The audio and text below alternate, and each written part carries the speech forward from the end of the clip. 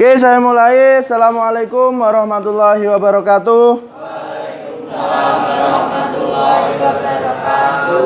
Selamat pagi semua. Oke, gimana keadaan kalian? Sehat? Alhamdulillah. Oke, untuk hari ini sudah siap menerima pembelajaran? Oke, sebelumnya saya absen terlebih dahulu. Abdul Ahmad Naufal hadir. Ahmad Abdul Rahman. Oke, hari ini kita belajar tentang sistem komputer. Sistem komputer, ada yang tahu sistem komputer? Ya, belum tahu, nanti saya jelaskan. Sistem komputer. Untuk yang pertama, tujuan pembelajaran tentang materi sistem komputer ini, yang pertama, siswa dapat mengidentifikasi komponen sistem komputer berdasarkan fungsinya dan benar. Terus yang kedua, siswa dapat membedakan fungsi komponen penyusun sistem komputer dengan tepat. Dan yang ketiga, siswa dapat menguraikan interaksi manusia dan komputer dengan jelas. Ini untuk tujuan pembelajaran hari ini. Untuk pembelajaran kemarin mempelajari apa? Minggu kemarin membuat undangan mail merge ya. Sudah bisa semua kemarin? Ya, oke, sudah bisa semua untuk mail merge pertemuan kemarin. Ini untuk tujuan pembelajaran hari ini sudah. Terus ini ada peta konsep tentang sistem komputer. Yang pertama ada komponen penyusun komputer. Terus yang kedua ada sistem operasi, ada interaksi manusia dan komputer, dan yang terakhir ada kolaborasi dalam sistem komputer. Ini ada pertanyaan pemantik. Ini ada yang tahu gambar apa saja? Coba angkat tangan salah satu, menyebutkan satu. Oke, Noval yang mana? Ini keyboard. Oke. Naisila? Yang mana? Ini. Ya, oke, headphone. Paril? Mic yang mana? Ini. Rizal yang mana kamera? Yang bawah? Ini, oke. Airin? Proyektor yang mana? Ini ya. Nah, oke, proyektor. Nama-nama perangkat yang mendukung suatu sistem komputer. Nah, ini nanti saya jelaskan. Kalau semisal ada keyboard. Keyboard itu masuknya alat apa? Apakah software? Apakah hardware? Apakah brainware? Itu nanti saya jelaskan, oke? Nah, ini sebelum masuk ke materi saya jelaskan tentang pengertiannya dulu. Pengertian dari sistem komputer, yaitu kumpulan-kumpulan perangkat komputer yang saling berhubungan dan berinteraksi satu sama lain untuk melakukan proses pengolahan data. Jadi kumpulan beberapa perangkat komputer yang saling berhubungan, ada kaitannya masing-masing. Dan satu sama lain bisa berinteraksi untuk melakukan proses pengolahan data. Untuk fungsinya yang pertama ada untuk menginput data, memasukkan data. Setelah memasukkan data, datanya diproses. Ya, setelah datanya diproses, dihasilkan dulu atau disimpan dulu? Dihasilkan, kemudian disimpan. Itu fungsi dari sistem komputer ada 4. Nah, ini ada komponen dari penyusun sistem komputer. Yang pertama ada namanya perangkat keras atau hardware. Yang kedua ada perangkat lunak, software. Oke, yang ketiga ada pengguna atau brainware. Nih. Oke, sebelum masuk ke perangkat keras atau hardware, dari Apa yang kalian tahu sebelumnya yang termasuk perangkat keras atau hardware apa? Angkat tangan, ada yang tahu? Yang termasuk perangkat keras atau hardware apa? Angkat tangan. Iya, Mbak apa? Keyboard, mouse, monitor, CPU. Terus ada lagi? Monitor, mouse sudah tadi. Laptop. Stick apa?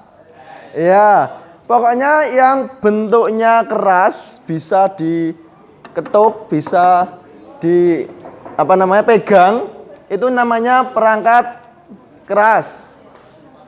Ini contohnya. Jadi hardware atau perangkat keras adalah komponen fisik pada komputer yang dapat disentuh, dilihat atau bisa dipindahkan.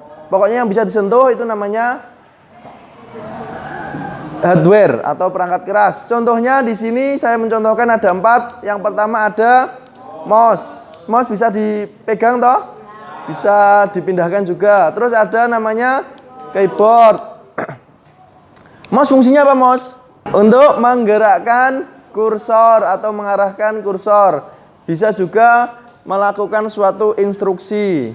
Ketika kamu klik OK, nanti akan OK. Terus yang kedua ada keyboard. Keyboard fungsinya untuk mengetik. Mengetik apa?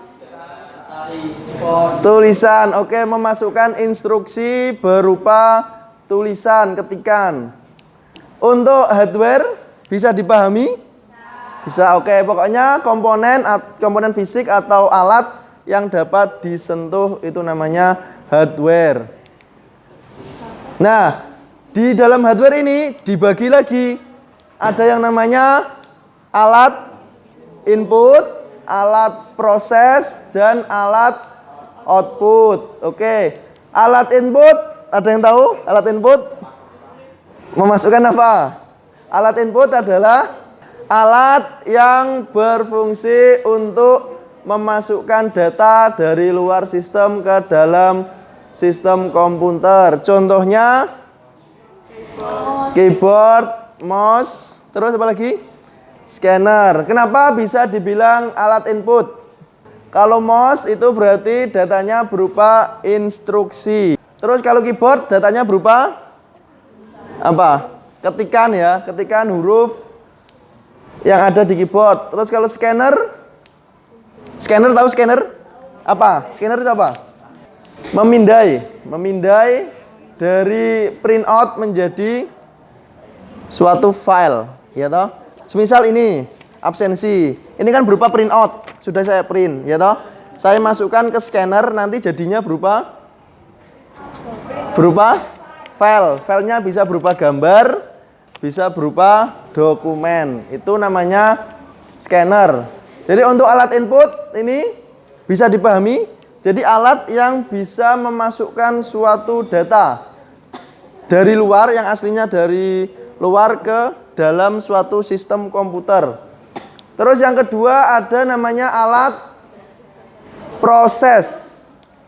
Jadi komponen pada komputer yang berfungsi proses mengolah data yang diberikan oleh perangkat input untuk selanjutnya menjadi data yang diinginkan, yang ditampilkan pada perangkat output. Jadi ketika kalian memasukkan suatu instruksi, ketika ketik, ya toh, itu diproses dulu di dalam apa namanya? Di dalam CPU, Central Processing Unit. Jadi semua instruksi diproses di situ semua. Jadi ketika kalian menginputkan suatu instruksi, misal kalian mencetak atau mengetik nama kalian di Microsoft Word, ketik nama. Nah, itu diproses dulu di sini CPU, baru nanti ditampilkan di alat output. Ya, jadi alat input dulu, setelah input proses, setelah proses baru dikeluarkan lewat alat output. Kalau alat proses contohnya apa? Ini namanya prosesor. Kalau ini namanya CPU, ini satu paket. Kayak ini, yang bawah ini ya. Yang bawah ini namanya CPU. Yang situ namanya CPU. Kalau di sini nggak ada CPU-nya. Langsung satu paket dengan ini all in one. Terus yang ketiga, alat output, alat yang bertugas untuk menampilkan hasil dari pengolahan dan pemrosesan data dari komputer dalam berbagai informasi kepada pengguna. Jadi setelah kalian melakukan input atau suatu instruksi, setelah diproses nanti akan tampil di alat output. Contohnya apa alat output? Sound atau speaker, printer, proyektor, monitor. Oke, kenapa kok alat-alat tersebut disebut alat output? Karena menghasilkan suatu olahan dari proses. Contoh misal speaker. Speaker berarti menghasilkan suara. Proyektor menghasilkan gambar dari komputer. Terus kalau monitor, monitor ini menghasilkan suatu tampilan. Tuh, terus ada lagi printer. Printer menghasilkan hasil cetakan. Jadi printer itu tidak membuat kertas, tidak, tapi menghasilkan cetakan. Kertasnya sudah dimasukkan ke printer baru dicetak, bukan menghasilkan kertas loh ya. Oke, terus untuk ini alat input, output, proses bisa dipahami? Bisa, mudah ya. Ini untuk alat input, output, dan proses. Sedangkan ini software. Software merupakan komponen yang tidak terlihat secara fisik, tetapi berfungsi dan dapat dioperasikan oleh pengguna melalui antarmuka yang disediakan. Contoh dari software,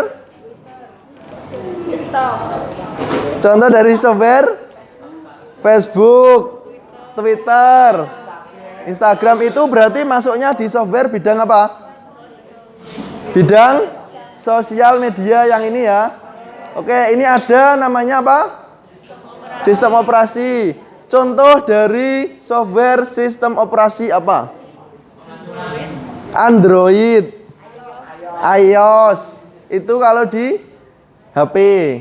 Kalau di laptop, Windows, Linux, apa? Itu ya. Itu merupakan contoh dari sistem operasi. Untuk aplikasi browser ini contohnya apa? Google Chrome, Yahoo, Chrome. Terus yang gambarnya serigala itu apa? Rubah? Ya, Mozilla Firefox namanya. Itu untuk aplikasi browser. Kalau aplikasi untuk edit foto dan video, Photoshop, Filmora, apa? Lightroom, Alight Motion, Canva, KineMaster, Capcut. Oke, untuk software bisa dipahami. Jadi komponen yang tidak terlihat secara fisik, tidak bisa dipegang, tidak bisa diraba pokoknya. Terus yang ketiga ada yang namanya brainware. Brainware adalah pengguna atau orang yang menggunakan atau mengoperasikan komputer. Contohnya operator komputer, ada teknisi komputer, programmer, ada database administrator. Ini contoh dari brainware. Oke, untuk tadi ada 3 komponen dari sistem komputer. Ada apa saja? Hardware, software, dan brainware. Ada yang ditanyakan tentang 3 komponen itu? Ada enggak? Enggak ada? Kalau enggak ada, saya yang bertanya tentang ini. Ada yang namanya brainware. Nah, brainware adalah orang yang menggunakan atau mengoperasikan komputer, ya toh? Terus kalau gamers itu termasuk brainware enggak? Gamers, games seperti siapa? Lemon, seperti apa? Just No Limit. Nah, itu termasuk dari brainware enggak? Hah? Termasuk dari brandware enggak, gamer? Iya, apa alasannya?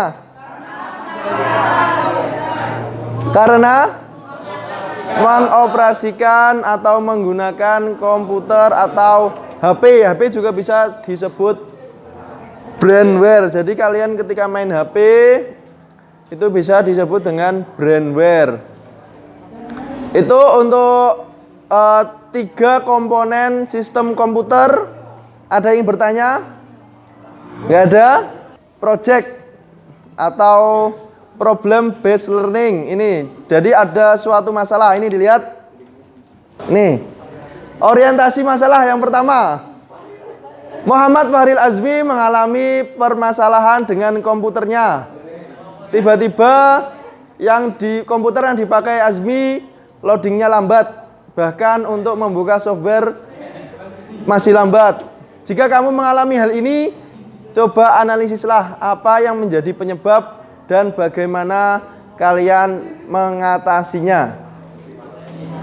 Ini nanti saya kasih orientasi masalah. Kalian membentuk kelompok dulu. Bisa merapat ke sini. Kelompoknya seperti kemarin, enggak apa-apa. Merapat ke sini semua. Terus mau saya bagikan. Ini ada lembar kerja. Nah, apa penyebab dari laptop yang lambat? Ditulis dulu kelompoknya. Apa penyebab dari komputer yang lelet?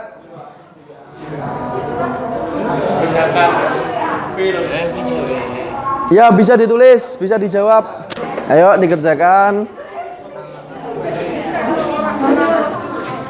Ditulis namanya.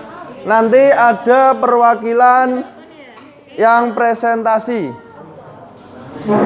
Nanti ada perwakilan yang presentasi di tempat duduk masing-masing, berdiri dan mempresentasikan hasil pencariannya, hasil analisisnya. Baca.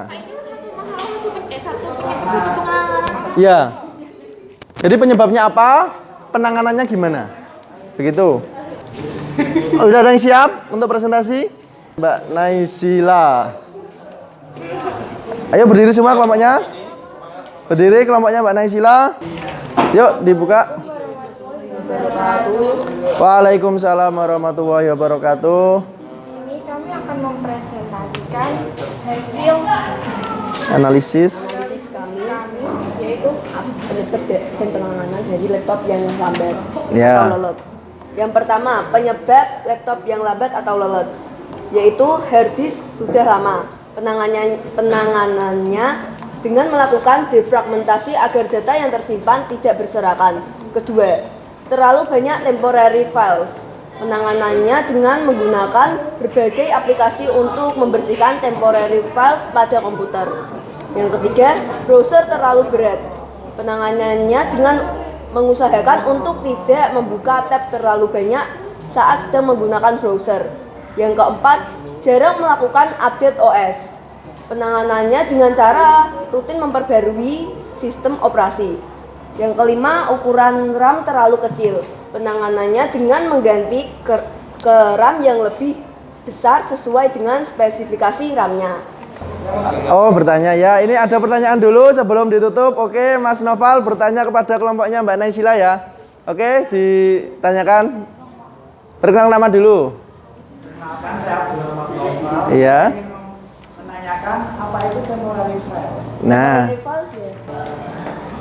Temporary files yaitu files yang digunakan hanya untuk sementara dan biasanya secara otomatis akan terhapus saat sudah tidak digunakan. jadi temporary file itu file sementara. Ketika digunakan ya berarti ada, kalau tidak digunakan berarti sudah menghilang atau sudah tidak ada. Itu jawaban dari Mbak Naisila. Gimana Mas Noval, ada tanggapan lagi? Iya, sudah cukup. Oke, terima kasih. Bisa ditutup. sekian presentasi dari kelompok kita. Bila ada salah kata, mohon maaf. Assalamualaikum warahmatullahi wabarakatuh. Waalaikumsalam warahmatullahi wabarakatuh. Oke, beri aplaus untuk kelompoknya Naisila dan yang bertanya Mas Noval. Oke, dari orientasi masalah tadi ada banyak penyebab. Yang pertama tadi ada punyanya Mas Noval, ada apa saja? Banyaknya aplikasi yang digunakan. Ya, banyaknya aplikasi yang digunakan atau banyaknya aplikasi yang terinstal di dalam suatu laptop atau komputer. Penanganannya yaitu menggunakan aplikasi yang penting-penting saja atau yang sering digunakan saja. Yang jarang digunakan atau tidak pernah digunakan sebaiknya dihapus atau di uninstall. Itu salah satu penyebab dari laptop terasa lambat atau lelet. Oke, untuk orientasi masalah saya anggap sudah bisa semua. Selanjutnya ini kesimpulan. Ini sebelum saya akhiri pembelajarannya, saya mau bertanya tentang kesimpulan. Kesimpulan pembelajaran hari ini apa? Ada yang mau menyimpulkan? Apa, Mas Reno? Mas Reno, apa kesimpulan pembelajaran dari hari ini? Belajar cara mengatasi laptop yang lambat atau lelet. Terus ada lagi pembelajaran hari ini Tentang komputer dan juga jenis-jenisnya. lebih mengetahui Tentang komputer dan juga jenis-jenisnya. tentang komputer dan komponen-komponennya. Ya tahu tadi komponennya ada hardware, software, dan brainware. Tahu toh arti dari software, hardware, dan brainware?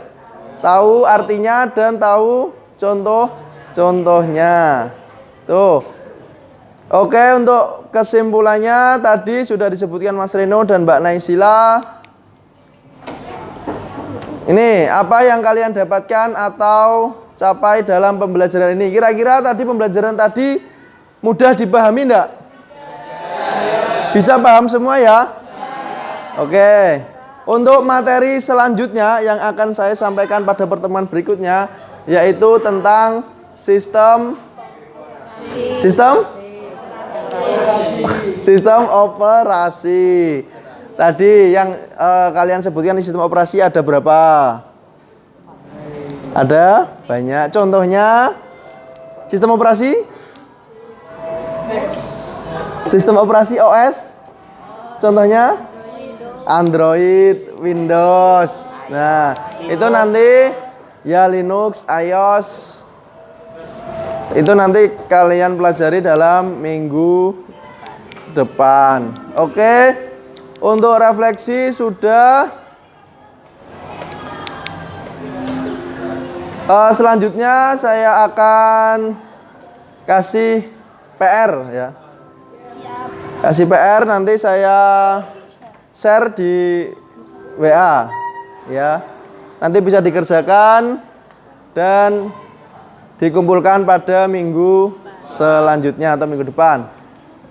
Oke, untuk hari ini ada pertanyaan tentang materi keseluruhan? Tidak ada. Kalau tidak ada, saya akhiri, bisa dipimpin untuk berdoa terlebih dahulu. Ketua kelasnya, Mas Reno. Tempat duduk siap dan ingin doa mulai.